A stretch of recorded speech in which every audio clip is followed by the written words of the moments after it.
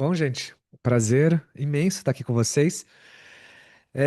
Então, gente, assim, eu vou ser bem pragmático aqui nesse papo, eu não quero é, ficar enchendo de linguiça aqui.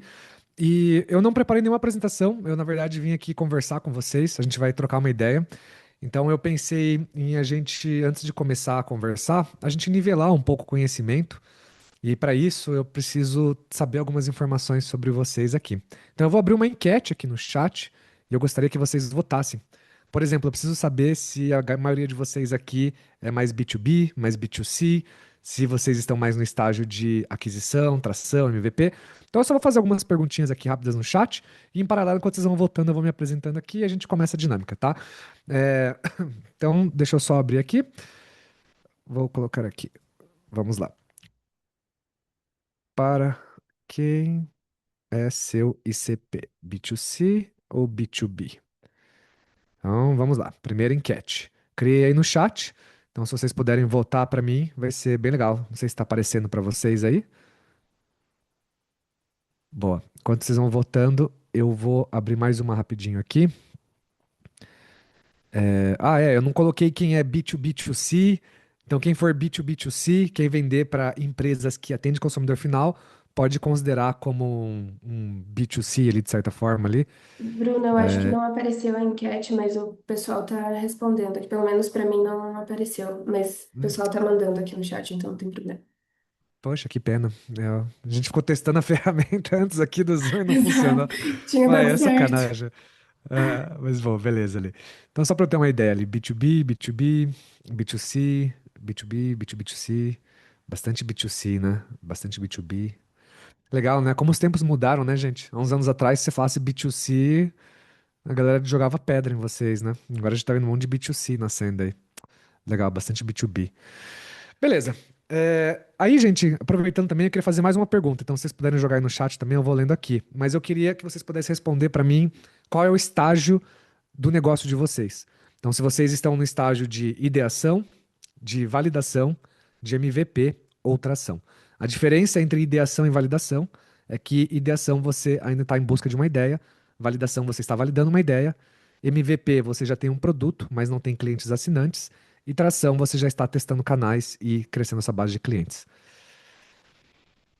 Boa, bastante tração, muito bueno. Que massa, gente, bastante tração. Bom, faz muito sentido, né? Porque é um conteúdo de go-to-market, né? Então, pessoal bastante em fase de testar canais. Legal. Boa. Já tem um ponto de partida aqui. Bom, gente, quanto tempo a gente tem? Uma hora? Boa. Então tá. Bom, pessoal, prazer estar aqui com vocês, então. Eu sou o Bruno Okamoto. Alguns talvez já me conheçam. Eu produzo conteúdo há 4 anos. Eu tenho um canal no YouTube, que se chama Bruno Okamoto. Então, claramente, eu não tenho muita criatividade para criar canais do YouTube. Mas eu faço conteúdo já fazem 4 anos. Eu, há 4 anos atrás, fundei um ecossistema que se chama Comunidade de MicroSaaS. Hoje a gente já tem um pouco mais de 25 mil empreendedores. O pessoal já lançou, sei lá, uns 3, 4 mil SaaS ao longo desses anos lá. E a vantagem de você estar dentro de uma bolha de SaaS é que eu aprendo muito por osmose ali com a galera, né? Então eu não me considero a pessoa mais experiente do mundo, mas eu tenho ouvidos e olhos e eu consigo ver o que está acontecendo dentro do ecossistema. Então a ideia aqui é eu trazer para vocês um pouco do que eu vejo, do que eu estou aprendendo e tudo mais, tá? Hoje a minha área de expertise é muito agentes, então eu venho trabalhando muito com agentes e o meu background veio muito de SaaS. Então eu passei pela jornada tradicional do empreendedor, fiz fundraising, a gente levantou 5 milhões de investimento com a Positivo Informática aqui do Paraná. Em 2022 vendi minha participação, saí da empresa e desde então eu decidi sair desse mundo de startups e perseguir o sonho de construir micro SaaS. A grande diferença de uma startup e de um micro SaaS, para fins de curiosidade aqui, é que basicamente, em vez de eu buscar o caminho de captar investimento, de ter investidores, eu busquei um caminho de construir um negócio que pudesse me dar grana no meu bolso e não para os investidores. Então, ao longo dessa jornada, eu construí múltiplos SaaS. Hoje eu tenho um SaaS chamado My Group Metrics. Então, vou colocar aqui no chat, My Group Metrics. E tem um outro SaaS chamado Métricas.ai. Então, esses meus dois SaaS são SaaS que eu uso muito mais para fins de experimento. Então, eu fico testando muitas coisas nessas ferramentas. e eu também vendo educação. Então eu também tenho uma EdTech chamada Pix Educação. Essa minha EdTech hoje a gente tem um pouco mais de 40 mil alunos. É uma empresa que a gente lançou ela em fevereiro deste ano e a gente viralizou na internet. Graças a Deus, foi a minha primeira experiência viral aí. E foi um caos. é, montar uma empresa e viralizar ela num curto período de tempo para 40 mil novos usuários foi uma grande lição sobre go-to-market também, sobre agentes, sobre retenção. Então foi uma boa experiência. Então eu quero começar compartilhando aqui com vocês um pouco do que eu estou vendo no mercado. E a ideia aqui desse papo, gente, eu vou nivelar um pouco de conhecimento nos primeiros minutos, e aí eu vou muito abrir para perguntas, e aí eu vou deixar vocês trazerem um pouco das dúvidas de vocês, e eu uso isso como base para ir guiando a minha linha de raciocínio aqui, tá? Então, só para a gente nivelar, o que está acontecendo hoje em dia, né? Então, talvez muitos de vocês sejam um pouco da velha guarda, né? Já empreendem faz um tempo, mas de 2025 para 2026, principalmente, a gente deu um salto quântico quando a gente fala nível de uso de IA. Então, até ano passado, a gente tinha as IAs, já estavam muito avançadas, faziam muita coisa, mas a gente entrou num patamar agora de IA, onde as IAs fazem as coisas para nós. Então, eu ando vendo muita empresa ultimamente criando múltiplos times de agentes para fazer go-to-market. Então, o que é um agente na prática, assim, para a gente ilustrar aqui para vocês, tá? Eu vou compartilhar minha tela para eu mostrar para vocês um pouco das coisas aqui, tá? Então, um agente na prática, basicamente, são conversas como se estivesse conversando com uma pessoa, né? Então, aqui eu tenho alguns agentes. Então, a Amora é a minha agente principal.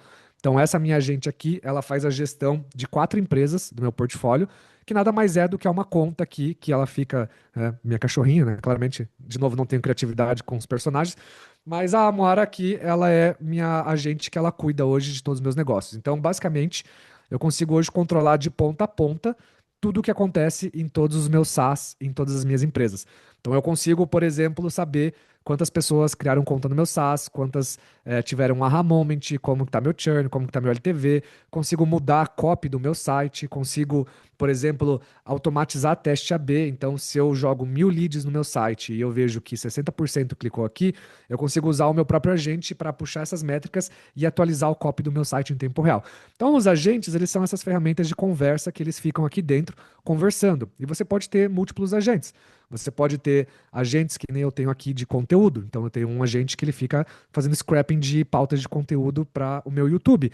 Eu tenho a Amora, a gente tem aqui um agente de marketing, que ele faz criativos e campanhas de meta-ads para os meus SaaS. Então, a gente produz múltiplos criativos, são 95 criativos por semana usando o IA. Então, basicamente, os agentes, eles são ferramentas que vocês podem plugar no Telegram e usar, né? Então, o que está acontecendo hoje em dia é que as pessoas estão quebrando as dinâmicas, e aí eu vou desenhar aqui para vocês, né? Então, quando a gente pensava numa estrutura de go-to-market há um tempo atrás, então a gente tinha a startup, e antigamente, né? Parece que a gente é um dinossauro, assim.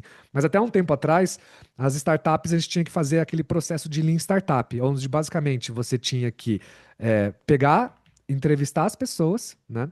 Então a gente tinha que entrevistar as pessoas, a gente tinha que identificar quem era o nosso público-alvo, então a gente tinha que identificar ICP. Depois de identificar o ICP, a gente vinha e construía o nosso MVP. E depois de construir o MVP, a gente começava a testar proposta de valor. Depois de testar a proposta de valor, a gente finalmente iria para um estágio de go-to-market, que basicamente o go-to-market seria você testar múltiplos canais. Então, né, a estrutura do Lean Startup, ela sempre foi uma premissa muito de, tipo, identificar, cara, para quem que tem o problema que você quer resolver, como você resolve esse problema, fazendo um MVP bem enxuto, como você valida a proposta de valor, que no final do dia a proposta de valor, ela ainda é uma coisa que não mudou ao longo dos anos, que no final do dia ou você gera dinheiro para as pessoas, ou você gera economia de dinheiro. E em tempos de IA, uma coisa que é importante até abrindo um parênteses aqui, é que mudou um pouco a dinâmica de proposta de valor. Porque até um tempo atrás a gente falava de proposta de valor como produtividade ou economia de tempo e tudo mais. Mas isso aqui na era da IA meio que acabou virando uma commodity. Então as pessoas já se acostumaram por padrão à questão de produtividade e tempo. Então no final do dia, vou parar de falar no final do dia, que eu tô falando isso várias vezes. Mas então o que está acontecendo é que as pessoas elas estão vendo isso aqui como uma commodity e elas não veem mais tanto valor nessa etapa aqui de proposta de valor. Então a gente volta para dinheiro, né? Então o que hoje todo mundo busca com o IA é economizar ou ganhar mais dinheiro, né? E aí quando você tem múltiplos canais, a gente tem aquela premissa, né? Então se você é B2B, por exemplo, a gente tem aquela premissa de tipo, pega os 10 primeiros clientes na mão, usando o LinkedIn, fazendo outbound. E quando a gente pensa em B2C, que inclusive a galera jogava pedra até um tempo atrás, sempre foi o caminho clássico de vai em grupos de Facebook, vai em grupos de WhatsApp. Então, a premissa do go-to-market para a galera que estava em fase de validação sempre foi uma coisa mais low touch, né? Então, como que eu posso fazer algo onde eu consiga conversar com as pessoas para entender se o que eu estou construindo aqui faz sentido. Então, o que a gente sempre propôs no mundo das startups foi faça algo low touch para você validar a sua estrutura de proposta de valor e MVP. Só que o que está acontecendo, gente? Hoje, com a questão da IA, você consegue pular algumas etapas. Então, o que acontece é que hoje, por exemplo, você pode fazer brainstorm sobre identificação de CP usando o Claude, você pode montar um MVP num fim de semana usando o Replit, e você pode testar a proposta de valor. Então, ao longo desses anos, eu desenvolvi uma pequena metodologia que a gente veio testando aqui, e eu quero trazer para vocês o que a gente vem falando para a nossa base, tá? Então, no final do dia é foda, né? Mas o que a gente está fazendo? Ó? A gente está pegando e falando para as pessoas que em 2026 existe uma coisa que são 4 pilares que vocês têm que usar para vocês lançarem o business de vocês online, né? Então, o primeiro pilar é você definir o seu público-alvo. O seu segundo pilar é canal de distribuição. O seu terceiro pilar é modelo de negócio. Desculpa, esse aqui é o quarto. E o seu terceiro é proposta de valor. Então, nós estamos num momento que aquele metodologia de Lean Startup, ela evoluiu um pouco, e hoje para você lançar uma empresa, você precisa ter 4 respostas. Mas não necessariamente você precisa ter as 4 ao mesmo tempo. Então, o que a gente vem conversando com todos os empreendedores, tá? O que acontece hoje é que como você fazer um produto virou uma coisa muito mais acessível e que qualquer um hoje, literalmente qualquer um consegue montar MVP, e aí, gente, só abrindo um parênteses, se eu estiver sendo muito técnico, vocês podem só colocar aqui no chat. Eu vou deixar o chat aberto aqui no cantinho.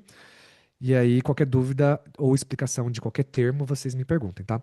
Então, ICP, basicamente, é Ideal Customer Profile. Então, quem que é o seu público-alvo?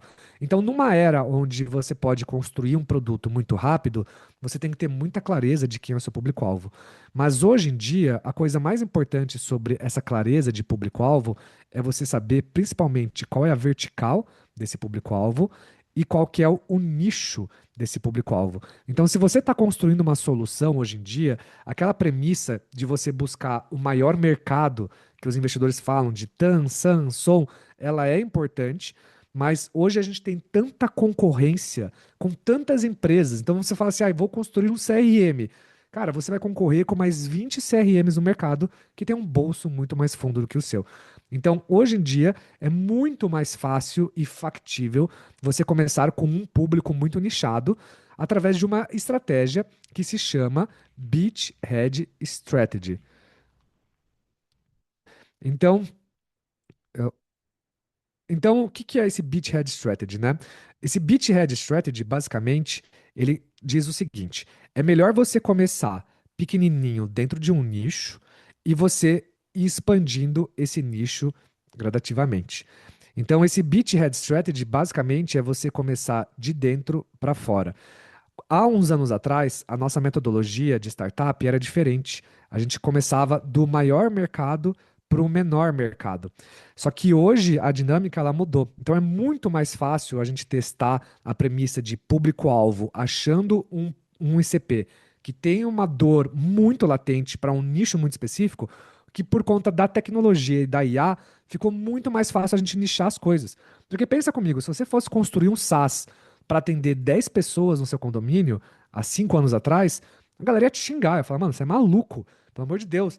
Mas hoje em dia é muito mais fácil você começar para atender 5 pessoas no seu condomínio e ir expandindo 5 pessoas aqui, para depois 5 condomínios, para depois 20 condomínios, para depois atender outros públicos-alvos, do que você começar atendendo grandes públicos, concorrendo hoje no Meta Ads, fazendo campanhas de meta, gastando grana com pessoas que têm muito mais grana do que você e você ir afunilando. Então não faz mais sentido esse modelo. Então, o primeiro ponto que eu recomendo vocês nessa fase de validação e tração é vocês terem clareza absoluta sobre quem é o público-alvo de vocês. Então, se você falar assim, meu público-alvo são todas as PMEs do Brasil, errado. Meu público-alvo são todos os MEIs do Brasil. Errado, entendeu? Então você não pode deixar muito aberto, você tem que verticalizar e nichar cada vez mais as soluções do seu negócio, tá? O segundo ponto que eu recomendo às pessoas, nessa mesma ordem que eu estou explicando para vocês, então vamos colocar essas ordens aqui, é vocês trabalharem com um canal de distribuição. Então, hoje em dia, vocês veem que em nenhum momento aqui eu estou falando do MVP. O MVP, para mim, ele é a última etapa do nosso framework. Então, o que vocês têm que fazer, na minha visão, é construir uma forma de validar canal de distribuição. Então, se você tem uma hipótese onde você sabe que o seu nicho são, por exemplo, dentistas, você já sabe que dentistas é o seu público-alvo e você pode começar atendendo dentistas, por exemplo, de Curitiba ou dentistas do bairro Bigorrilho de Curitiba. Então, você pode começar atendendo dentistas bem nichado. O segundo ponto é como você acha esses dentistas. Então, aquela estratégia que a gente tinha antes de sair em grupos de Facebook, de sair dentro do nosso networking procurando, ela funciona, mas ela funciona numa escala muito menor. Então, a minha recomendação para a grande maioria das pessoas que está nessa fase de testar esse fase de validação, testar MVP e tal, é ir direto para Meta Ads ou Google Ads. Então, na minha visão, existem três grandes canais que funcionam muito bem hoje para você testar canais de distribuição no curto prazo. Ou você faz tráfego pago, que é muito mais acessível usando IA. Então, existe uma coisa chamada aqui dentro que é Meta Ads CLI, né? Então, a Meta liberou nas últimas semanas esse CLI que permite que você conecte qualquer IA aqui dentro das suas campanhas da Meta Ads. Eu não me engano se é Meta Ads CLI ou se é Facebook CLI, tá? Depois tem que dar uma olhadinha. Aí, basicamente, hoje você consegue criar campanhas de Meta Ads com o próprio Claude ou com o próprio ChatGPT automaticamente. Então você não precisa nem ter conhecimento mais em criar campanhas de marketing. Então, Meta Ads, ele é um caminho muito mais factível nesse primeiro momento. Google Ads, ele funciona muito bem se o seu público-alvo, ele costuma pesquisar pela dor que ele tem. Então, normalmente, se é uma solução que você já tem a dor existente, então vamos supor que aqui, nesse público que você está construindo, você já conhece a dor deles. Então você sabe que os dentistas têm um problema de lidar com o volume de atendimento de pessoas. Então, sei lá, eles gastam muita grana com a secretária não consegue atender, blá blá. Então, eles têm um problema aqui. Então, você constrói uma solução para esse nicho aqui, né, pensando nessa galera. E, normalmente, dentistas Olha, que têm a problema gente de tem agendamento. Oi, algumas gente. empresas de tokenização imobiliária no mercado, Gente, mas microfone ainda tem aberto aí, ó. espaço para muitas. Então, se você está com Mutei. Boa. Olha só. Então, se você tem hoje Meta Ads, a Meta Ads, ela funciona muito bem para quando você não, o seu ICP, ele não tem muita consciência da dor dele. Então, se o seu ICP hoje, ele tá consciente, Google Ads funciona muito bem, porque normalmente o seu público ele pesquisa por aquela dor. Só que se o seu ICP, que é o seu público-alvo, não tem consciência da dor, fazer campanhas no Instagram performa muito bem para você trazer pessoas que têm um mínimo nível de consciência. Então, o que que eu recomendo vocês fazerem quando vocês estiverem testando o canal de distribuição nesse estágio é vocês seguirem por um framework chamado Fakedoor. Então, basicamente, o framework Fakedoor é você pegar e você construir uma landing page. Então, foi exatamente isso que eu faço com todos os meus SaaS. Então, essa landing page, eu construí ela usando o Gemini. Então, essa é a landing page do meu SaaS. A gente fez ela literalmente com um ou dois prompts. E o que a gente fez? A gente descobriu quem era o nosso público-alvo. Então, nosso público-alvo eram infoprodutores que administravam grupos de WhatsApp e pequenas faculdades que precisavam fazer gestão dos alunos. Então, a gente construiu essa ferramenta se comunicando com esse ICP aqui dentro. A gente criou tudo isso aqui, né? E o que a gente fez basicamente foi que nós criamos esse site e quando as pessoas entravam no nosso site, a gente colocava aqui R$ 100 por semana fazendo meta ads. Então a gente jogava esse meta ads aqui dentro. Então eu levava as pessoas do meta ads para o Fake Door, colocava R$ 100 por semana, colocava uma ideia de preço e no site eu colocava um CTA para meu WhatsApp. Então, o que que eu fiz foi que eu comecei a chamar as pessoas dentro do Fake Door. Então, o Fake Door é você fingir que você tem uma proposta, só que ela ainda não está funcional. Então, você está fazendo só algo da porta para fora. E aqui dentro, o que eu fazia era conversar com as pessoas para eu ter certeza de que eu estava acertando o meu público-alvo. Então, quando você faz essa estrutura chamada de Fake Door, que inclusive, se vocês quiserem, eu tenho um vídeo no YouTube chamado Fake Door. Então você pode ver com mais detalhe lá. Então eu vou deixar aqui o link, ó, Fake Door aqui, tá? De um caso que eu entrevistei de um empreendedor que fez exatamente isso que eu estou ensinando para vocês. Então, basicamente, o Fake Door é você mapear se você sabe quem é seu ICP. E a vantagem do Fake Door é que você consegue fazer um segundo caminho, que é que você também valida em paralelo a questão da sua proposta de valor. Então, se a pessoa ela entra no seu site e ela entende o valor que você gera, isso faz com que a pessoa clique para conversar com você. Então, se você está pondo R$ 100 por semana, gerando 10 pessoas para o seu site e nenhuma está clicando, significa que talvez a proposta de valor do seu site não esteja claro ou o seu público-alvo não esteja claro. Então, ao fazer uma estrutura de fake door, que é o que a gente chama, você consegue validar três premissas de uma só vez desse framework que a gente chama do framework desse framework do Zero ao MicroSaaS, né, que é o que a gente chama ali na nossa comunidade. Então esse framework aqui, ele é bem simples e vocês podem fazer com mínimo esforço. Então veja que em momento algum aqui a gente falou de construir um produto. Porque o que acontece, que é um erro muito comum da galera, é que como é muito fácil montar um SaaS e é muito dopaminérgico, a galera acaba ficando muito em construindo produtos e falando assim, cara, estou montando um MVP que vai resolver esses problemas. E a pessoa acaba ficando viciada nessa dopamina de ficar construindo software, e esse software acaba nunca tendo fim, quando a pessoa perde o principal ponto de validação em go-to-market, que é validar o público-alvo e validar canal de distribuição e proposta de valor. Então, é um erro muito comum que eu vejo dos founders hoje em dia, é começar pelo SaaS. Então, a galera vem aqui e começa a construir o SaaS. Deixa eu abrir aqui. Então a galera vem aqui, começa a fazer o SaaS, e aí o que acontece com o SaaS? O cara começa a fazer o SaaS ele serve para validar o modelo de negócio, ele começa a jogar as pessoas dentro do SaaS dele, as pessoas não compram, e aí ele fica tipo, não, mas as pessoas não estão comprando porque o meu modelo de negócio, porque falta funcionalidade, porque falta incluir ABC, porque falta fazer XYZ.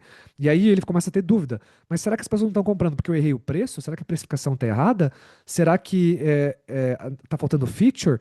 E as pessoas ficam num loop infinito de ficar testando o modelo de negócio e SaaS quando a pessoa esqueceu de fazer o feijão com arroz. Então, na minha visão, o que nós temos que fazer hoje como Founders Early Stage é se focar muito em validar esses três grandes pilares das ideias de vocês, tá? Então, eu só estou nivelando aqui o conhecimento para depois a gente falar um pouco de teste de canais, tá? Então, alguma pergunta sobre essa questão dos quatro pilares aqui? Porque eu tô bem, assim, só dando uma navegada por cima aqui. Mas se alguém Bruno, gostar... tem Sim. duas perguntas aqui no chat. O José perguntou: como você tratava o contato no Whats ainda sem ter o produto? Então, é bem simples aqui o processo, né? Se a pessoa ela tem a dor... Que engraçado que não tá aparecendo essas perguntas para mim aqui. Ah, agora apareceu. Então, assim, ó, se a pessoa tem a dor, o que você pode falar para ela é o seguinte: você fala, olha, eu estou desenvolvendo a solução nesse momento e eu vou liberar a solução nas próximas semanas. Mas em paralelo, enquanto eu faço a solução, eu queria fazer uma coisa muito personalizada para você nesse começo. Você topa conversar comigo 25 minutinhos? Então você pode falar para a pessoa que você está desenvolvendo a solução. A pessoa não vai pegar e ela vai falar assim: o quê? Você mentiu para mim? Não acredito. Isso é inaceitável. Porque, cara, se a pessoa tem a dor, ela vai querer a solução. E ela vai se sentir ainda mais acolhida se você falar que você quer conversar com ela até para fazer algo até mais customizado para a situação dela. Porque o que acontece é que as pessoas, elas gostam de falar sobre os problemas dela. Então, no final do dia, todo mundo é meio narcisista. Então, se você tem um problema e você quer falar sobre ele, você faz esse fake door, chama as pessoas para conversar e você consegue entender profundamente se essa pessoa é seu público-alvo e qual que é a proposta de valor. Lembrando, gente, que proposta de valor é sempre sobre dinheiro. Então, a proposta de valor precisa ser algo muito tangível. Então, se você tem hoje um SaaS ou você tem uma startup e você não tem muita noção de qual que é o valor que você gera porque você está pensando em funcionalidade, o que você tem que pensar é como o meu usuário consegue usar o meu SaaS e ter uma percepção clara de ganho ou de economia. Porque isso aqui tem que estar muito claro para o usuário. Porque na era da IA, não tem mais tanto diferencial competitivo no nível de software. Então, o que acontece é que isso aqui tem que estar muito claro para a pessoa. Então, quando você pega um dentista que ele precisa resolver o problema de agendamento na clínica dele, e você criou uma fake door de uma IA que vai fazer agendamentos automáticos para ele, a sua fake door, ela não tem que ter no site funcionalidades, falando, é, nunca dorme, 24/7, mas tem que estar muito claro a economia que o dentista vai ter de dinheiro. Então, ao colocar um agente, você está economizando, sei lá, você pode colocar no Hero, assim, em média, os dentistas economizam R$ 2.332 por mês usando agentes de IA. Em média, dentistas aumentam a receita em até 38% com agentes de IA, porque eles trabalham 24/7. Então, o que as pessoas estão buscando na era da IA e que tudo virou uma commodity é um aha moment muito mais claro e calculável. Tá? Isso aqui tem que ser muito mensurável. Outro ponto, né, que o pessoal falou, né, que a Rafaela colocou aqui, que o Instagram gerou muito lead desqualificado, muito topo de funil.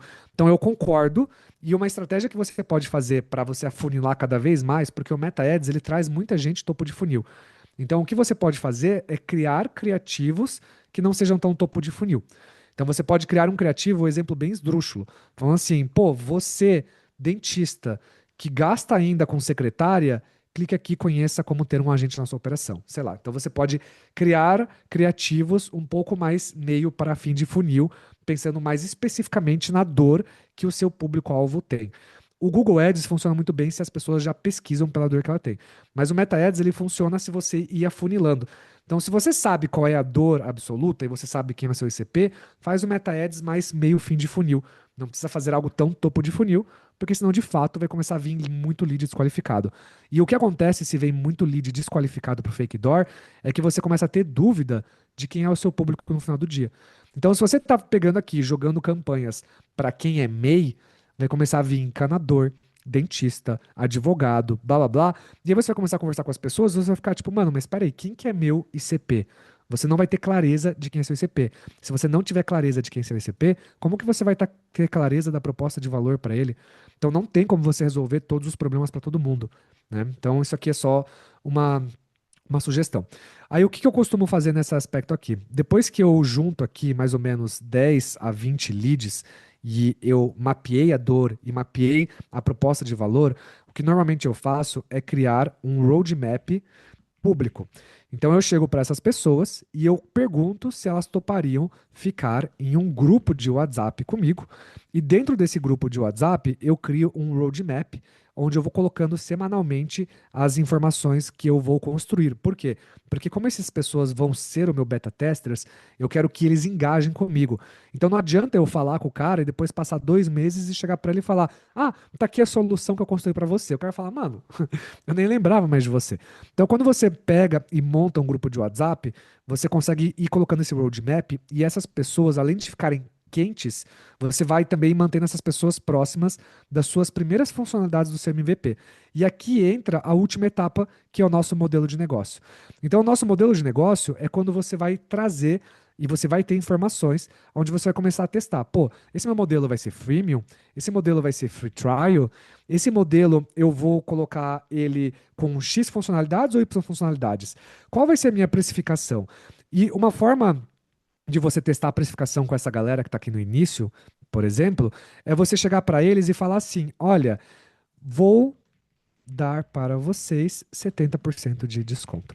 Então é muito mais fácil você lançar um produto mais caro e você oferecer desconto para eles do que você lançar algo barato e depois subir preço. Então você lança algo mais caro e oferece um desconto para essas pessoas e você começa a fazer um teste. Outro ponto importante sobre precificação também é que você tem que usar muito o preço dos seus benchmarks também. Então não adianta você também querer inventar a roda e fazer um produto que é mais barato, porque ser mais barato não significa que isso aqui é uma proposta de valor. Então, produtos mais baratos que seus concorrentes não é uma proposta de valor, não é um diferencial competitivo, é uma estratégia de aquisição de usuários, mas não a nível de proposta de valor. Então, não adianta vocês quererem lançar um SaaS que o seu concorrente vende por 200 por 59, porque no final do dia, quando você for começar a escalar os seus testes de go-to-market, talvez a sua conta nem feche. Talvez você gaste ali R$ 200 para trazer um cara que paga R$ 50 por mês. E aí você vai estar dando um tiro por conta de você querer dar desconto para lançar algo mais barato, porque você vai pensar, meu custo é baixo, então eu vou fazer algo mais barato, tá? Então, essa estrutura que eu tô falando para vocês é a estrutura muito feijãozinho com arroz. Para vocês, como tinha muita gente nessa fase de validação, então essa é a recomendação que eu dou para vocês nessa fase de validação, tá? O desconto, ele te ajuda a validar algumas questões, né? Então, primeiro, você dá o desconto para a pessoa que está participando desse início aqui, ela ter uma percepção de, de valor a nível de que, pô, eu doei meu tempo, eu dei minhas ideias, dei minha opinião, eu participei de todo o processo, tipo, o que que eu ganho em troca? Então, você dá para ela uma percepção maior de retorno, por exemplo, né? Outro ponto também é que da percepção do desconto é que é uma forma de você ir testando. Então, como você já achou 20 pessoas aqui, significa que você já entendeu minimamente como fazer meta ads. Então, você fez meta ads, você testou vários públicos e você chegou no Fake Door e você trouxe 20 pessoas. Então, ao fazer isso, você já aprendeu como fazer meta ads. Então, quando você começa a fazer meta ads, você começa a jogar essas pessoas aqui dentro. Nossa, a gente tá virando uma sopinha de letras, né? Então, você joga as pessoas aqui dentro para elas irem convertendo e você vai sentindo a conversão. Então, você está jogando ali 100 pessoas por semana. Pô, tá vendendo com 70% de desconto. Você deixa lá no pacote lá. Preço de lançamento, 70% de desconto. Cara, tá convertendo. Pô, a cada 10 pessoas que entram aqui, 30% converte e assina o seu plano de free trial. Aí você chega e fala assim, tá, peraí, deixa eu fazer um teste AB. Então você tira o free trial e você coloca freemium. E aí você vê, pô, minha taxa de conversão caiu para 8%. Tá, beleza. Então você vai fazendo testes. Pô, e se eu mudar aqui o preço e colocar ele por 40% de desconto? Ah, peraí, minha taxa de conversão caiu para 25%. Pô, então eu aumentei minha margem em 30%, mas eu caiu minha conversão em 5%. Então, quando você tem um canal de aquisição que você já tem minimamente ele funcional, fica muito mais fácil de vocês validarem modelagem de negócios. Então, o go-to-market, se você começa a lógica reversa, de começar testando o canal antes de testar o produto, você consegue ter muito mais clareza de como fazer meta-ads. E ao fazer meta-ads, fica muito mais fácil de você lançar o seu MVP, tá? Então é muito mais fácil esse caminho aqui de vocês fazerem o MVP depois que vocês tiverem uma clareza absoluta de quem é o seu ICP e de qual é o seu canal de distribuição, tá? É, Beleza. Deixa eu ver as perguntas aqui. No Fake Door, você já coloca preço ou fala que está construindo e não coloca preço? Cara, eu já fiz os dois. Às vezes eu coloco o preço. Então, por exemplo, eu estou fazendo um produto que eu não estou inventando a roda, né? Então, por exemplo, eu criei o Métricas Então, Métricas é uma ferramenta que ela faz, ela metrifica gateways de pagamento. Então, você pluga lá o Asas, a gente te dá um dashboard de todas as métricas do seu gateway de pagamento. Então, assim, tipo, aqui não tinha nenhuma ferramenta no Brasil que fazia isso, mas a gente já tinha um benchmark nos Estados Unidos chamado ChartMogul que faz isso. Então, o que a gente fez foi que a gente colocou preços baseado mais ou menos num range que a gente sabe que o ChartMogul trabalha. Então, aqui, mesmo sendo um fake door, eu já coloquei preço. Mas quando eu lancei, por exemplo, o My Group Metrics, eu não coloquei preço. Então, eu deixei lá, tipo, fale conosco, agende uma demo. Então, eu colocava muito mais para a pessoa falar comigo e agendar uma demo, tá? Entendo que fazer um grupo de WhatsApp beta funciona com um MEI, etc. Mas fazer com que o público mais premium e ocupado, por exemplo, uma ferramenta para gestores de médias empresas. Então, beleza, ó. Normalmente, é, depende muito, né? Isso aqui que eu estou falando para vocês, ele funciona para PME no geral.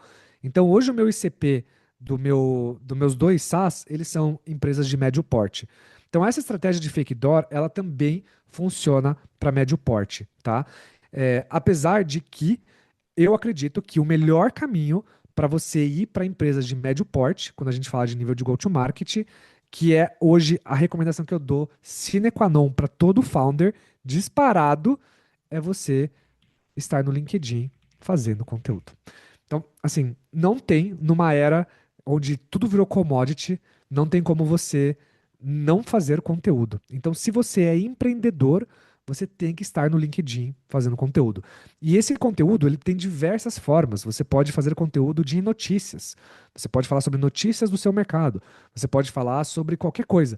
Mas é muito importante você estar no LinkedIn fazendo conteúdo.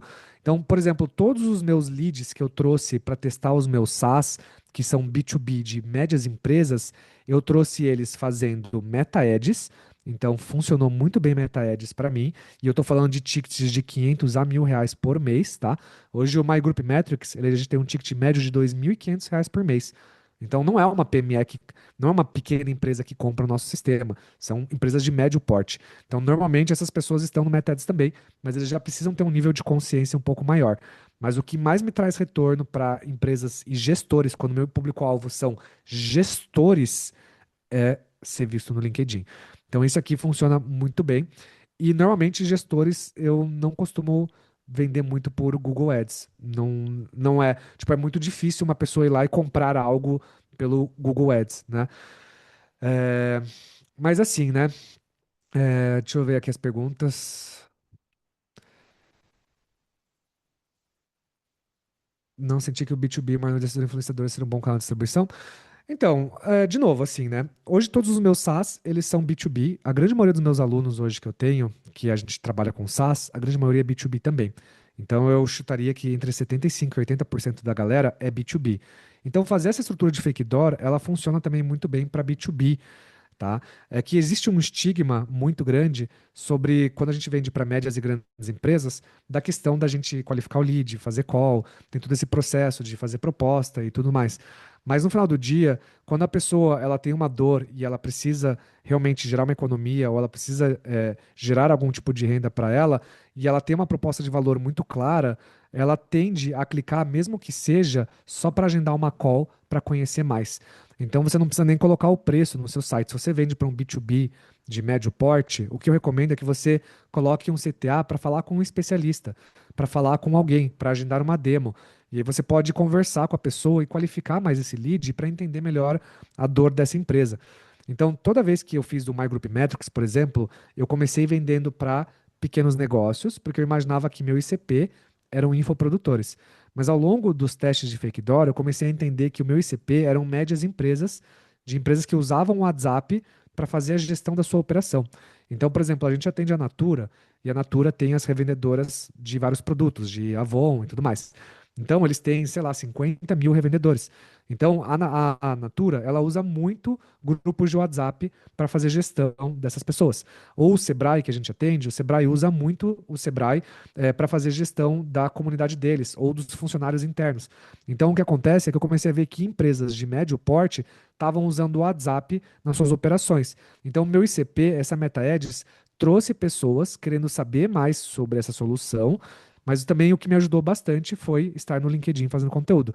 Mas a Meta Ads funcionou e o Fake Door funcionou. tá? Então isso aqui é um teste, gente. Eu recomendo testar. A nível de corporate, eu acho que essa dinâmica não funcionaria.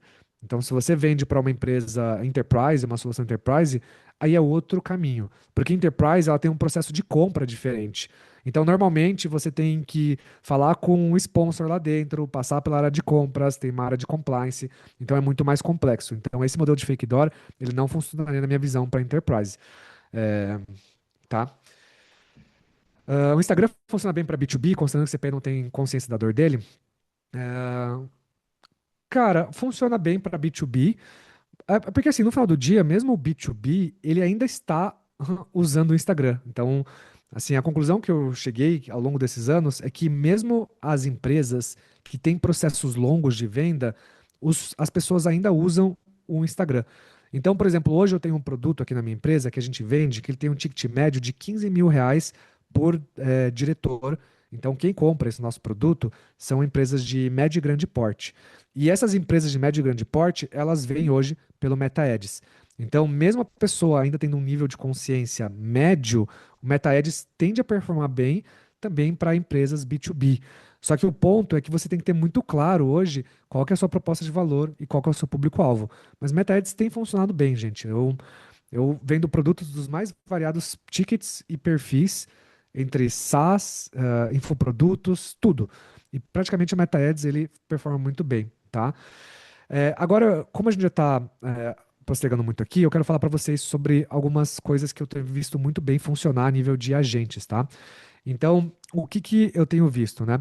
As empresas que hoje elas já têm vamos supor que você já tem esse modelo validado e você já está mais no estágio de tração. Então, o que eu tenho visto é que as pessoas estão criando hoje múltiplos agentes para performar algumas coisas.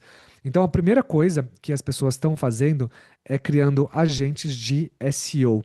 Então, hoje em dia, o pessoal está fazendo muito com OpenClaw e com Hermes, por exemplo, né? Então, OpenClaw e com Hermes usando skills de SEO, tá? Então, o que que esses agentes estão fazendo aqui basicamente, né? Esses agentes, eles ficam o dia inteiro hoje pesquisando conteúdos de benchmarks e esses agentes, eles ficam o dia inteiro fazendo posts para blog. Então, quando você faz SEO, na minha visão, o SEO funciona muito bem para um modelo validado. Então, esses agentes aqui, eles ficam fazendo dezenas de posts por dia. O ponto é que não adianta você só fazer post que ele não tem hoje, que o conteúdo é muito raso. Então, os posts que a gente costuma fazer usando agentes, eles têm que não só ter as características de SEO, mas eles têm que ter mais imagens, vídeos, né? Então você tem que referenciar outros sites, referenciar outros vídeos, porque hoje as IAs estão indexando conteúdos que tenham mais profundidade. Então não adianta só a gente criar um post no blog pensando na palavra-chave de WhatsApp e ficar criando 500 posts por dia. Mas esse aqui é o modelo que eu mais vejo disparado a galera fazer para modelos validados, tá? Um outro canal que tem funcionado muito bem para a galera que já tem modelo validado é o LinkedIn, usando a Payify, por exemplo. Então, o que que o pessoal está fazendo, né? A Payify mais Buffer.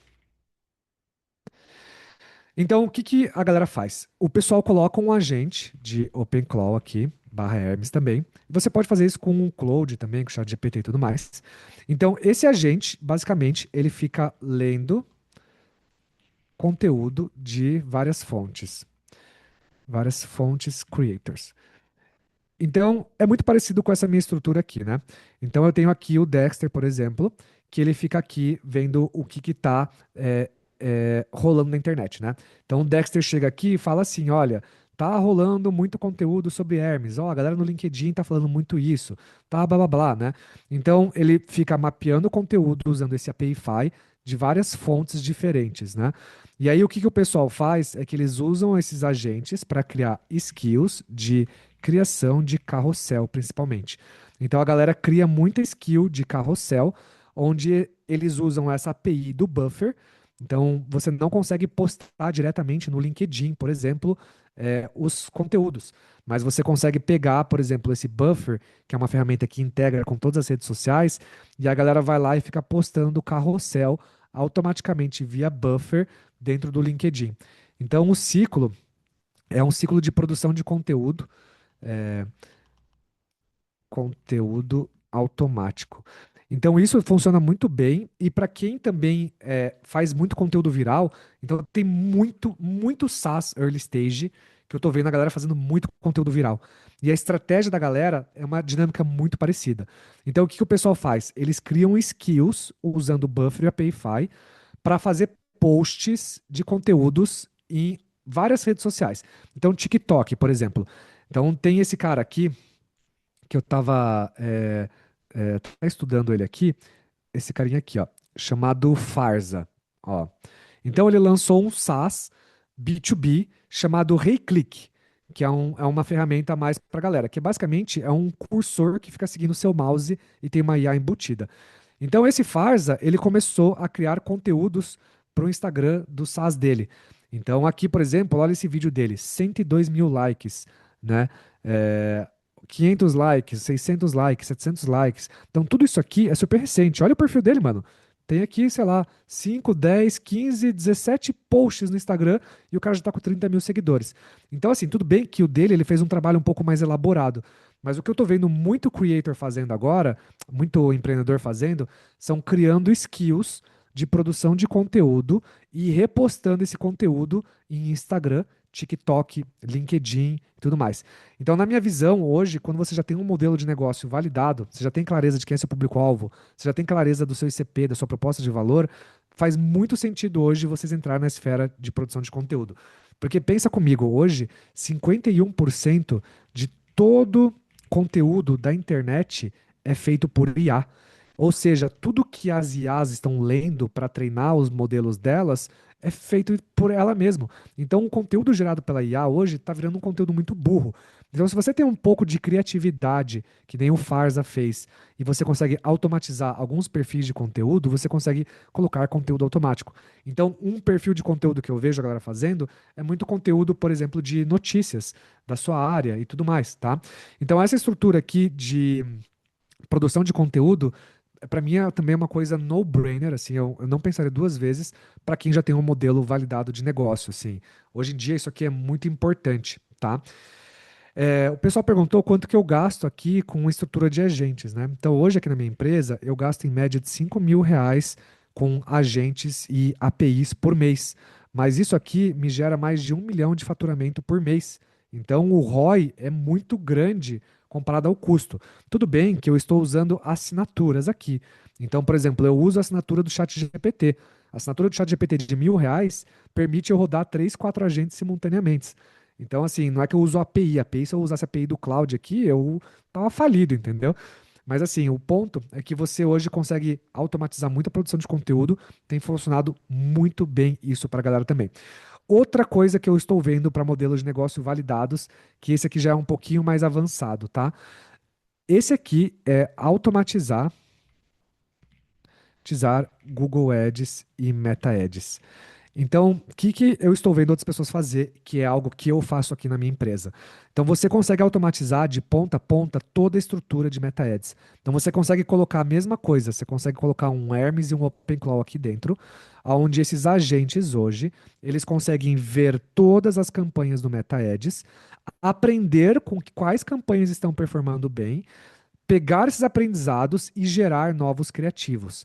Então, hoje eu tenho um agente dedicado a fazer isso, e esse agente, basicamente, o que ele faz, ó, vou abrir até um relatório aqui para vocês darem uma olhada. Ó. Então, ó, a gente tem, por exemplo, esse agente aqui de Meta Ads, tá? Então, esse agente, ele fica aqui vendo todas as nossas campanhas de Meta Ads. Então, ele vê todos os criativos que a gente tem de Meta Ads, quanto a gente está tendo de receita, gastos, receita nos últimos 3, 7 dias e tudo mais. Ele mostra o ROAS, que é o nosso retorno, o nosso investimento, e ele traz uma sugestão para a gente aqui, a nível de que se a gente deve monitorar essa campanha, se a gente deve manter essa campanha ou se a gente deve escalar.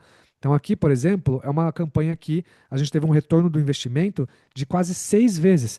Então, aqui o nosso OpenClaw chegou e falou: olha, você precisa promover esta campanha. Então, toda a nossa estrutura de ponta a ponta de marketing, ela é feita hoje por agentes, assim como a minha landing page. Então hoje, por exemplo, eu tenho a minha landing page, eu sei exatamente qual é a minha conversão da minha landing page de checkout e tudo mais, e hoje eu tenho um agente que fica monitorando a minha conversão e fica fazendo teste A/B de textos e copies nas páginas. Então, no final do dia, você consegue pôr múltiplos agentes hoje para trabalhar em múltiplos canais simultaneamente. Então, você pode pôr agentes todos os dias para produzir conteúdo, agentes para automatizar suas campanhas de meta ads. Vocês conseguem colocar agentes para produzir conteúdo orgânico para vocês crescerem. Inclusive, eu vou além. Eu estou recomendando que vocês criem planos de incentivo para os funcionários criarem conteúdo. Então, eu estou criando planos, eu estou recomendando às empresas terem planos de incentivo, porque eu, assim, disparado, o maior ROI que eu estou vendo para qualquer empresa B2B, disparado, é produção de conteúdo. Eu não vejo como você concorrer com produção de conteúdo. Então, muito nas empresas, principalmente nas empresas dos Estados Unidos. No Brasil, eu vejo pouca galera fazendo conteúdo ainda para o LinkedIn, então é um oceano azul na minha visão, tá? É, outros pontos aqui, né? Então, esse aqui que eu comentei das campanhas de Meta Ads é muito importante. E um outro, né, que é o que eu comentei também, é fazer testes A/B nas LPs com agentes em tempo real. Então, só aqui a gente já tem aqui um canal rodando de curto prazo. Então, esse aqui é um canal que você seta isso aqui, você já colhe frutos no curto prazo. Esse aqui é um canal de 3 a 6 meses para você ter resultado. E esse aqui é um canal de 3 a 6 meses para você ter resultado. Então, se você acerta primeiro a campanha de Meta Ads, seguindo esse processo de testar canal de distribuição para fazer fake door aqui, você consegue automatizar essa estrutura de produção de conteúdo e de campanhas já usando os aprendizados que você teve anteriormente aqui, fazendo aquele trabalho manualmente, tá? Então, esse modelo tem funcionado muito bem. Uma outra metodologia que as pessoas estão usando são agentes de prospecção para LinkedIn. Então, fazer outbound. Só que o downside hoje de você fazer agentes de prospecção, tanto para o LinkedIn como para cold e-mail, está acontecendo bastante também. Mas eu acho que assim, o maior downside de você ir por esse caminho é que hoje já tem muita gente flodando no LinkedIn. Então está cada vez mais comum as empresas usarem AI para fazer prospecção no LinkedIn. Então você deve saber tão bem quanto eu que quando você abre o seu LinkedIn, você tem dezenas de mensagens de pessoas mandando code, automações, né? Automações puras. Então esse canal, apesar de funcionar ainda de prospecção fria, ele está ficando cada vez mais saturado. Então o que eu estou vendo algumas pessoas fazerem é criando agentes que fazem essa prospecção usando a API oficial do LinkedIn. Tá? Então isso é um pouco mais técnico, porque a API oficial não é tão trivial de você montá-la lá dentro. Mas isso aqui é super factível. É, então, uma empresa que faz isso, por exemplo, Vencify. Então, a Vencify é uma empresa que você coloca aqui a produção de conteúdo dentro aqui do LinkedIn e ele vai lá e faz esse trabalho de prospecção automatizada usando agentes dentro do LinkedIn. Então, ele mostra que ele convida as pessoas, manda convites, ele ajuda a produzir conteúdo. Então, ele faz tudo o que eu estou explicando para vocês aqui, né? Então, ele serve muito bem para essa produção de conteúdo, né? Então, só pegar aqui, vou deixar aqui para vocês aqui. Vencify funciona muito bem isso aqui, por exemplo, para essa estrutura aqui, tá?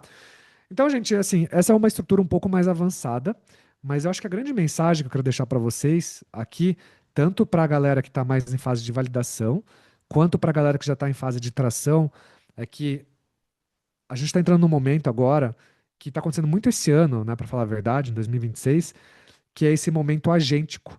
Então, o que que eu tenho recomendado e eu tenho feito aqui na minha estrutura é que eu tenho colocado agentes para as minhas equipes. Então, hoje eu tenho, por exemplo, uma equipe focada em produção de conteúdo. Então, eu tenho uma equipe hoje onde eu criei um agente para eles e eles ficam aqui o dia inteiro, né? Então, por exemplo, aqui é a Beatriz, uma pessoa da minha equipe. Então, ela está aqui o dia inteiro fazendo brainstorming de pautas com agentes. Então, o que que eu tenho visto é que, em vez de você pegar e simplesmente pagar para todo mundo da sua empresa, falar, todo mundo usa o Claude, todo mundo usa o ChatGPT. Eu acho muito mais fácil hoje você criar uma estrutura de agentes e você colocar esses agentes no canal que a sua equipe está. Então, se você usa o Slack, você coloca lá um agente para sua equipe de marketing, você coloca um agente para sua equipe de devs, você coloca um agente para suas equipes. E esses agentes, ao longo do tempo, você vai criando skills para esses agentes. E essas skills, elas vão padronizando outputs. Então, quando você acerta um carrossel e ele funcionou no LinkedIn da sua empresa e ele viralizou, você consegue transformar esse aprendizado numa skill. E o seu agente, ele sempre vai produzir o mesmo nível de carrossel. Então é muito mais fácil hoje você colocar agentes para eles irem fazendo pequenas atividades da sua empresa, para ele ir fazendo essas skills, tá? Então, essa aqui é uma modalidade que eu estou vendo as startups indo para este caminho agora. E o que as pessoas estão fazendo hoje é pegando dinheiro e montando estrutura de multi-agentes dentro das suas empresas. Mas para você ter uma estrutura de multi-agente, um agente ele só automatiza o que já funciona. Você não pode colocar agentes em coisas que você ainda não sabe que funciona. Então você não pode chegar e automatizar uma estrutura de meta-ads de ponta a ponta se você ainda não sabe quem é o seu ICP. Tá? Então é muito importante, quando vocês começarem a estudar um pouco sobre essa estrutura agêntica, vocês irem por um caminho muito mais de pensar a nível de agentes na ponta do que ter IA para todos os funcionários. Então, de vez você pagar o cloud para toda a sua equipe, padroniza as skills, por exemplo. Então, de vez você chegar para a sua equipe de desenvolvimento e falar, vai todo mundo usar o cloud a partir de amanhã, você fala assim, não, pega uma pessoa da sua equipe de desenvolvimento e transforma todo o processo repetitivo da área de desenvolvimento em skills. E a partir do momento que você tem essas skills desenhadas dentro da sua área de desenvolvimento, você consegue pôr um agente lá dentro para fazer esse trabalho repetitivo. Então, se você tem hoje um trabalho de verificar o que os seus devs fizeram, ou, por exemplo, você tem que pegar feedback do seu time de customer support e transformar esse feedback em features para o roadmap dos seus devs. Então, você pode pegar isso aqui e fazer com que o seu agente pegue os padrões de reclamações do CS, jogue isso, crie o roadmap dos devs para eles debaterem sobre sprint e transformar tudo isso aqui em uma skill. Tá? Então, tudo que as empresas estão fazendo hoje é transformar isso aqui em skills. Na China, por exemplo, a galera está indo muito além. Na China, as pessoas estão obrigando os funcionários a transformar o trabalho deles em skills. Porque no final do dia, todo funcionário, de certa forma, tem um trabalho meio repetitivo. Então, para você ter uma empresa, você precisa repetir padrões que funcionam. E esses padrões podem ser empacotados dentro de skills. E agentes conseguem executar esses padrões com muito mais facilidade do que pessoas. Então, o que as equipes das startups mais atualizadas que eu vejo no mercado fazendo é que eles estão hoje colocando os humanos para coordenar agentes e os agentes para fazer o operacional. Só que para você chegar numa estrutura dessa, é muito mais fácil você fazer se você for enxuto. Porque se você já tem uma empresa que você já tem 50 funcionários, é um pouco mais tricky. Aí você já tem que ir para uma estrutura muito mais top-down, onde os diretores começam a implementar eles mesmos as skills e os agentes nas áreas para os funcionários usarem. Mas se você tem uma startup que você está no início, você consegue pegar essa estrutura desde o primeiro dia. Então, essa estrutura aqui permite você escalar muito mais rápido e muito mais efetivo. Então, todas essas empresas que vocês estão olhando, falando assim, caralho, esse cara que escalou de 0 para 1 milhão de faturamento em 3 meses, eles estão escalando com essa estrutura aqui, onde eles estão pondo agentes na ponta para fazer todo o trabalho operacional. Então, no final do dia, um agente ele tem 3 grandes blocos para ele funcionar, e o Cloud faz isso, qualquer IA faz isso. Então, você tem o contexto, você tem as skills e você tem as rotinas. Então, o contexto, basicamente, é tudo que a sua empresa dá para a IA entender aonde ela está e para onde ela tem que ir. Então, no meu caso, o que eu tenho aqui de contexto? Então, aqui na nossa empresa, toda a nossa empresa, tudo que os meus funcionários, tudo que nós fazemos, a gente joga isso aqui nessa ferramenta chamada GitHub. Então, aqui dentro tem todo o contexto da minha empresa. Minhas metas, minhas planilhas. Então aqui a gente tem aqui todas as áreas da minha empresa, todas as skills da minha empresa. Então tudo que a nossa equipe faz vira contexto para todas as áreas, né? Então a gente tem aqui, por exemplo, as áreas. A gente tem a área de atendimento, área de conteúdo, área de marketing, área de operação, área de produto. Ué, deu um erro aqui. Mas enfim, então tudo que a gente faz vira contexto. Toda reunião que a gente faz vira uma transcrição vira contexto. Toda conversa no Slack vira contexto para um agente. Então, quanto mais contexto você dá para os agentes, mais os agentes sabem navegar na sua empresa. Então, dentro da nossa empresa, o que a gente faz é que a gente cria mapas das informações. Então, um agente, no final do dia, ele fica hibernando. Então, quando a gente vê aquelas propagandas, tipo, tenha um agente que trabalha 24/7 para você e tudo mais. Tipo, isso é verdade. Você tem um agente que trabalha 24/7, mas um agente, por padrão, por default, ele fica dormindo. Ele dorme o dia inteiro. E o que acontece é que a cada 1 hora ele acorda numa coisa chamada heartbeat. Então, o coração dele bate e ele acorda. E ele fala: opa, aonde eu estou? E aí ele vai lá e ele lê um documento dele, chamado Soul, que é a alma dele. E ele fala: ah, tá, eu sou um agente de marketing. A minha função é analisar campanhas de meta-ads. Mas aonde estão essas campanhas de meta-ads? E aí ele vai lá e lê esse mapa. E ele fala: ah, tá, as campanhas de meta-ads estão dentro da área de marketing, estão aqui. Então, o contexto da empresa é o que a Y Combinator mais está batendo. O que a Y Combinator está falando para todas as startups do seu portfólio, se vocês entrarem no Instagram da Y Combinator, no YouTube, vocês vão identificar esse padrão. O padrão é que tudo na empresa precisa virar contexto para IaaS. Então não dá mais para a gente ficar trabalhando com conteúdo offline. Então tudo que o nosso time de suporte faz, todo ticket, toda reclamação, toda feature, todo aprendizado que a gente tem com qualquer criativo campanha vira contexto para as IAs. Porque na era dos agentes, ganha a empresa que conseguir criar contexto suficiente sobre o seu negócio para os agentes trabalharem com humanos. O segundo ponto é as skills. Então, as skills é trabalhos repetitivos que exigem o mesmo padrão de resultado. Então, toda vez que você tem um trabalho repetitivo, isso aqui vira uma skill. Então, vamos supor que você tem uma reunião de conselho todo mês, onde você precisa apresentar para o seu conselho o que a empresa está fazendo. Então, você consegue pegar um agente e falar para ele assim: abre a planilha e pega fluxo de caixa. 2, pega todas estratégias discutidas, blá blá blá. 3, 4, 5, 6. Então, todo esse ponto aqui, ele acaba sendo compilado dentro de uma questão chamada skills. E essas skills, elas viram padrões repetitivos que os agentes conseguem executar e entregar esse mesmo resultado para vocês. Então, hoje, por exemplo, nas minhas reuniões de conselho, eu não faço mais reporte para os meus investidores. Hoje, quando eu tenho uma reunião de conselho com os meus investidores, eu hoje tenho um agente meus investidores usam esse meu agente. Então, esse meu agente ele está conectado em todas as áreas da minha empresa e os meus investidores conseguem saber o que está acontecendo no business inteiro. Como estão minhas KPIs, como estão minhas metas, aonde eu estou, para onde eu estou indo. Então, toda vez que a gente tem uma reunião de board, eu entro na reunião de board, não é mais uma apresentação de PowerPoint, é uma apresentação da minha tela do Telegram com um agente chamado Leonardo da Vinci, e aí o pessoal fala: bom, beleza, Léo, como que a gente está em relação à meta desse mês? E aí, com cada investidor tem uma pergunta, e o nosso agente tem todo o contexto da empresa para responder todas as perguntas. Então, tudo que nós fazemos hoje é com agentes em todas as esferas. E o que faz esses agentes trabalharem 24/7 são as rotinas. Então, os agentes, o que eles têm que fazer? Eles têm que ter as rotinas. Então, a rotina nada mais é do que uma automação. E aí, essa rotina, ele acorda e executa as skills. Então, se você tem um agente que o papel dele no financeiro sei lá, a gente tem um agente que o papel dele é fazer onboarding de novos funcionários. Então, toda vez que entra um novo funcionário, ele vai lá, ele já tem as skills de onboarding, ele já cria o e-mail da pessoa, ele já cria todo o workplace do funcionário, ele já faz tudo automático, porque a gente já tem todas essas rotinas e skills desenhadas.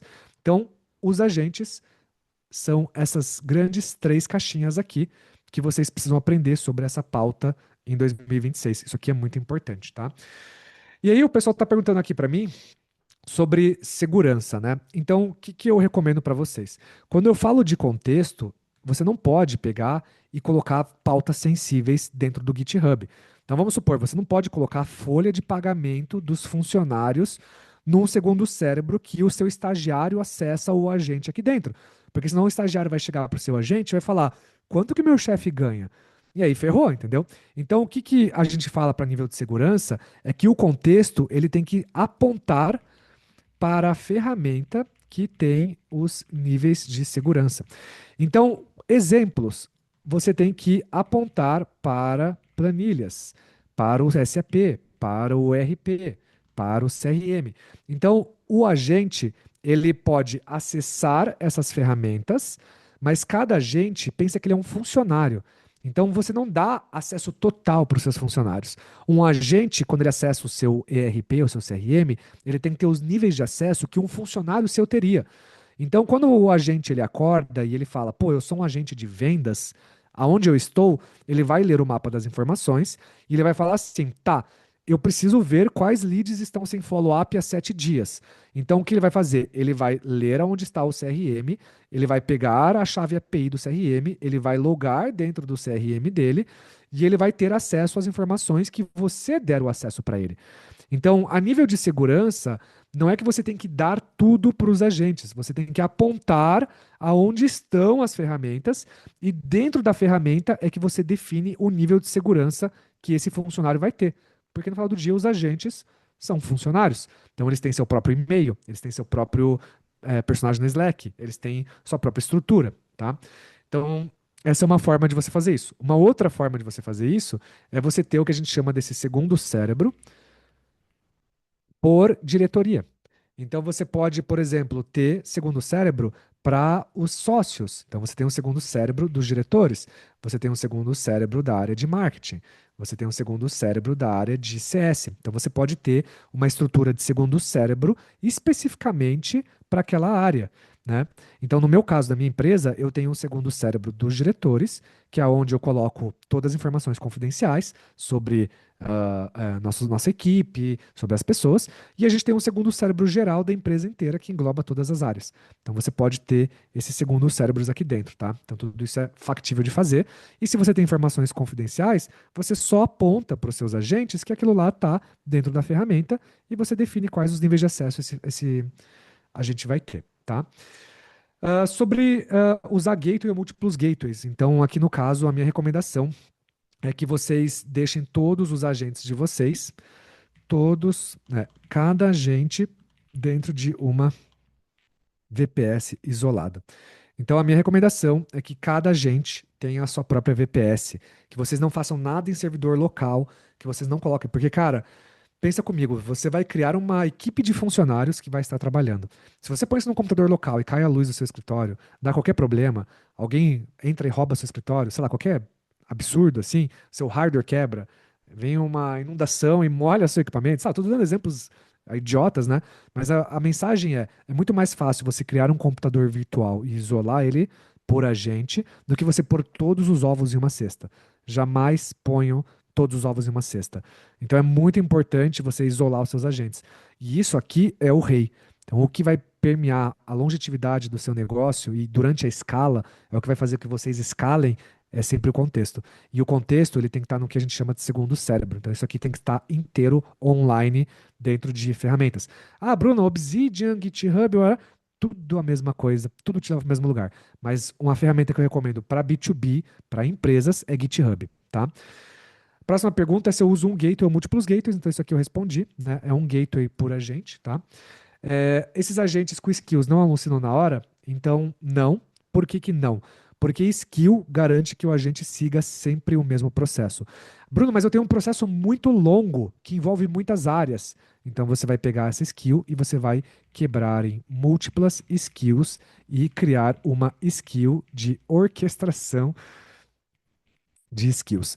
Então você pode ativar uma skill e essa skill ela vai orquestrar todas as outras skills, tá?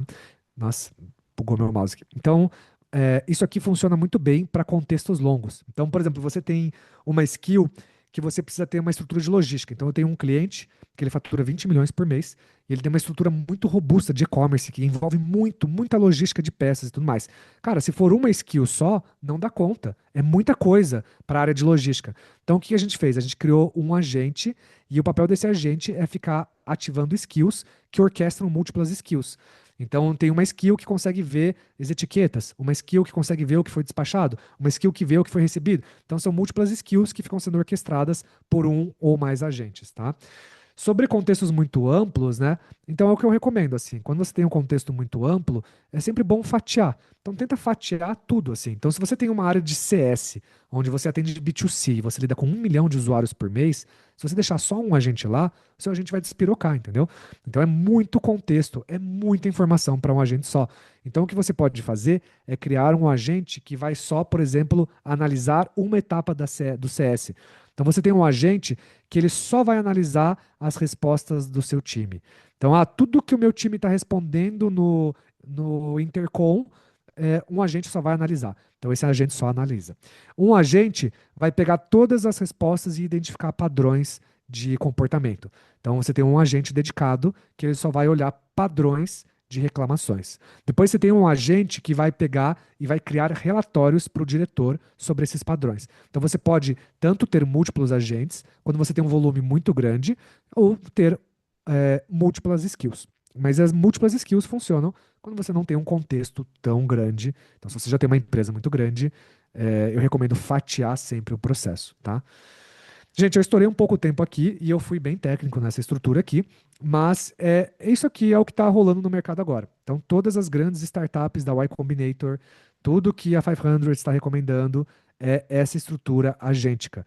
Então, se vocês estudarem isso aqui, vocês têm todas as ferramentas para vocês aprenderem sobre isso aqui, tá? Ah, beleza. Vou fazer meu jabá aqui, então, porque eu acho que vale a pena. Então, eu tenho duas coisas aqui que eu posso ajudar vocês com essa pauta aqui, para vocês estudarem isso, tá? A primeira pauta é que vocês podem entrar no meu canal do YouTube. Então, vocês podem entrar aqui no youtube.com.br, .com, né? Barra arroba o Bruno Camoto. Então eu vou deixar aqui no chat para vocês. E no meu YouTube eu falo muito sobre isso aqui, de uma forma mais didática e menos técnica. É que agora eu apavorei aqui, né? Eu saí do muito básico pro apavoração aqui de agentes, né? Então, assim, aqui eu falo muito disso aqui. Então, se você quer aprender sobre esse básico que eu falei aqui, eu tenho mais de 200 vídeos no YouTube que eu falo sobre SaaS e validação de ideias e go-to-market. E isso aqui são meus últimos vídeos mais recentes. Então, eu tenho, sei lá, uns últimos 30 vídeos. Eu falo muito sobre essa estrutura. E se você quer aprender como criar essa estrutura de agentes para sua empresa e construir esse segundo cérebro para a diretoria, criar agentes, skills e rotinas, eu tenho um conteúdo chamado AI Hub, que é o meu produto para empresas.